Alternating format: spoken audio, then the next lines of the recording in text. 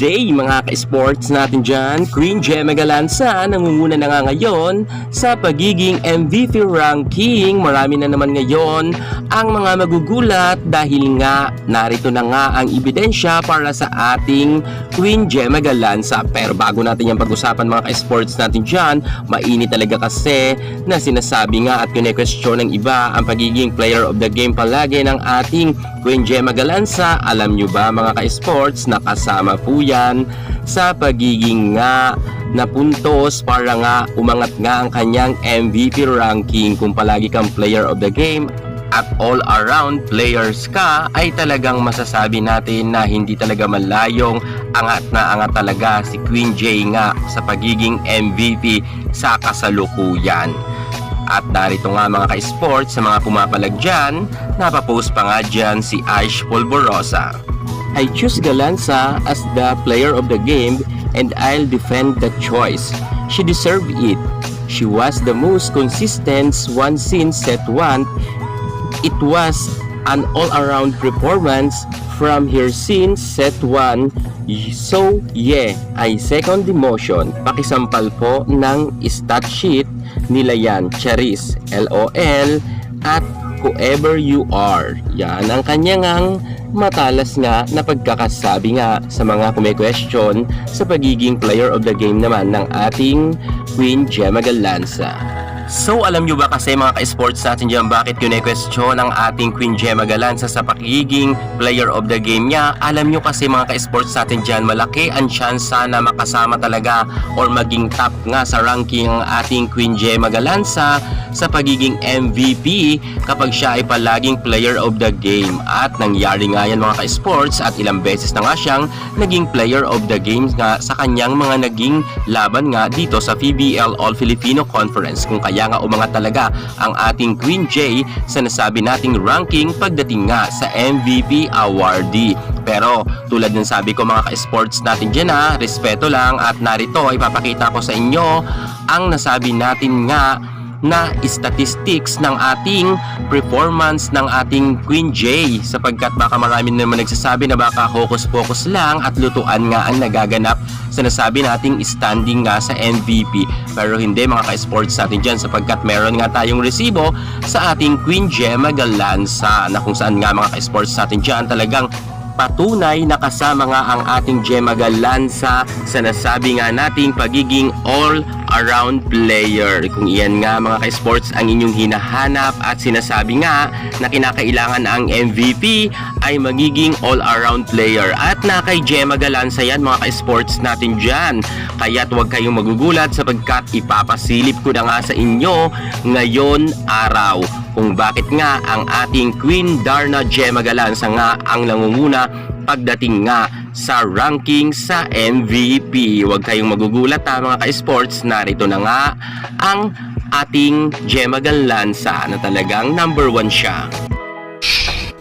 Marahil marami na naman talagang question bakit number 1 nga ang ating Queen Gemma Galanza pagdating nga sa ranking sa MVP. Sapagkat nga hinahanapan nyo ng resibo at sinasabi nyo na bakit siya kasama nga sa ranking at bakit siya nasa number 1 na sa kasalukuyan. Kung pag-uusapan nga natin ang pagiging all-around players, eto na nga ipapakita ko na sa inyo ang mga naging performance nga ng ating Queen Gemma Galanza kung bakit siya nangunguna. Sa pagiging best diggers ay kasama nga dyan ang ating Queen Gemma Galanza at nasa number 8 spot siya. At wala dyan si Cici Rondina at wala nga dyan si Ces Molina. So ibig sabihin mga ka-sports natin dyan, kahit si Ea Lowry nga ay wala rin dyan, ay malakas talaga ang ating Queen Gemma Galanza sapagkat nga nakasama siya sa best digger.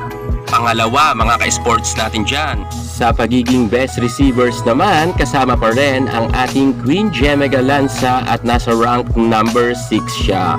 Talagang ginagalingan talaga ng ating Queen Gemma Galanza. Karamihan talaga dyan baka sasabihin nila na luto ito. Hindi po, sapagkat meron po yan mga ka-sports natin dyan na tali nga sa kanilang mga games. Kung kaya nga hindi pwedeng dayain dyan. Kung kaya mga ka-sports natin dyan, talagang lahat talagang department ay halos ay meron ngang ambag ang ating Queen J Tapos na nga tayo sa best diggers at sa best receivers, kasama na nga dyan ang ating Queen J. Dumako naman tayo ngayon sa best servers. Hindi pa rin dyan mga ka-sports natin dyan nawala ang ating Queen Gemma Galanza sapagkat nga nasa rank number 7 siya sa pagiging best servers. Samantalang nga si Aya Laure lang ang nakapasok dyan, si Cici Rondina ay wala at wala nga rin si Ces Molina. Ibig sabihin talaga mga ka-sports natin dyan, halos karamihan ng mga nasabi nating department nga sa pagiging ang quality ng MVP ay pasok nga ang ating Queen J. At sa pagiging top scorer ay pumasok na nga rin ang ating Queen Gemma Galanza dyan sa ranking. Ibig sabihin talaga mga ka-sports natin dyan, yung mga hinahanap talaga ng mga quality bilang ang MVP ay nasa ating Queen Gemma Galanza. All-around players nga ang ating Queen J, kung kaya nga nakikita naman natin mga ka-sports natin dyan na halos talaga lahat ay kasama nga ang ating Queen Gemma Galanza. Digging, receiving, servings at marami pang iba mga ka-sports natin dyan. Kung kaya sa mga nagko-question dyan kung bakit nga nakasama ang ating Queen Gemma Galanza sa ranking at naging number 1 pa siya, sapagkat nga ulit-ulitin ko, all-around players nga dapat ang nasabi natin ang pagiging MVP. Hindi kayo nakailangan dito na lagi kang nasa number 1 bilang best spikers, best scoring. Kinakailangan dito mga ka-sports, lahat nga ng department ay kasama ka.